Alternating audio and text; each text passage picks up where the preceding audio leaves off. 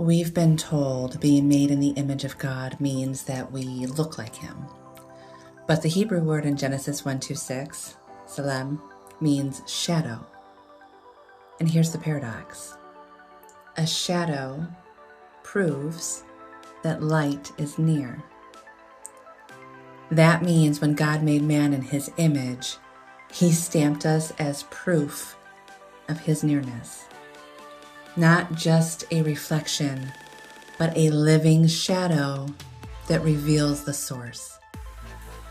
For Scripture says, these are a shadow of things to come, but the substance belongs to Christ. A shadow isn't empty. It proves something real is casting it. Hebrews even says the law itself was only a shadow of the good things to come, meaning this: every shadow points to substance, and the substance is Christ. But Scripture doesn't stop at Hebrew. In the New Testament, Paul uses the Greek word icon, where we get the word icon. Christ is the icon of the invisible God. That means that Jesus is not just casting a shadow of God. He is the visible manifestation of the invisible, the icon of eternity made flesh. And we, beholding Him, are being transformed into the same icon from glory to glory. So in Hebrew, we are the shadow. In Greek, we are the icon. And together, it means this: we are the proof of His light and the projection of His likeness. See, in psychology, your self-image is the strongest predictor of your life. Not your circumstances, not your resources, not even your current habits.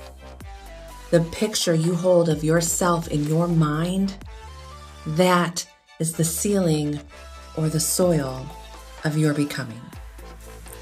Every choice, every risk, every possibility you can step into is filtered through the image you believe about yourself. And this is why the Spirit keeps pulling us back to the word image.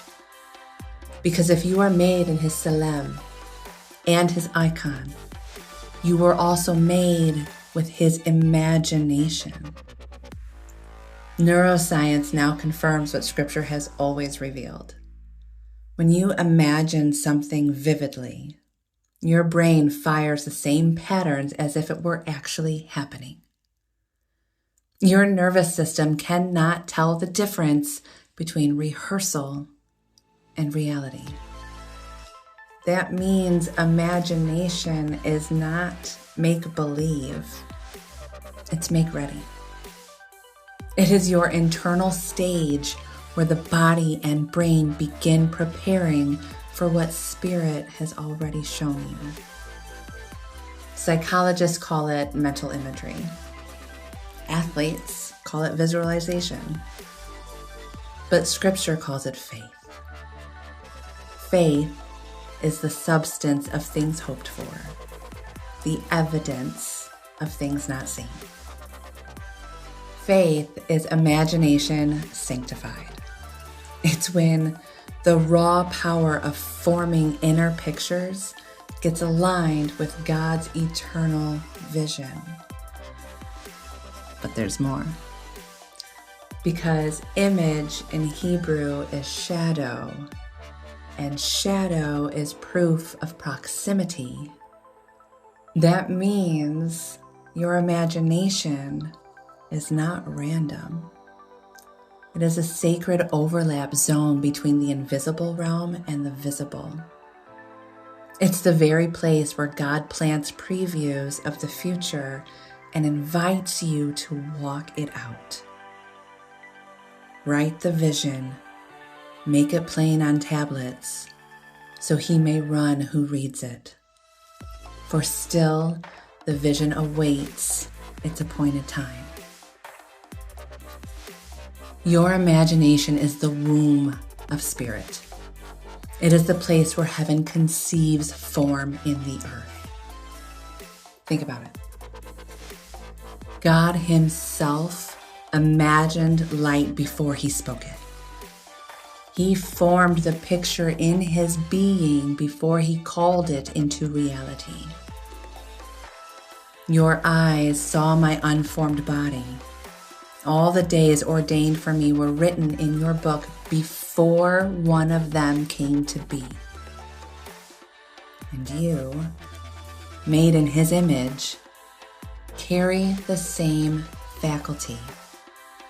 To imagine is to echo the Creator. To see in the unseen is to carry his likeness. To walk by faith is to midwife the vision into reality.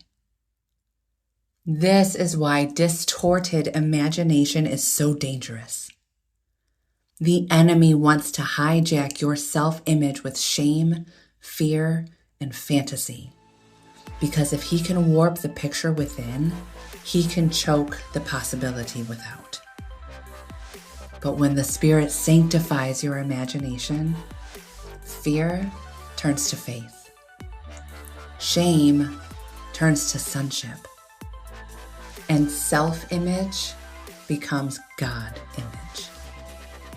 Image is not a photograph of God. It is his shadow in motion. It is his icon unfolding. It is his imagination alive in you.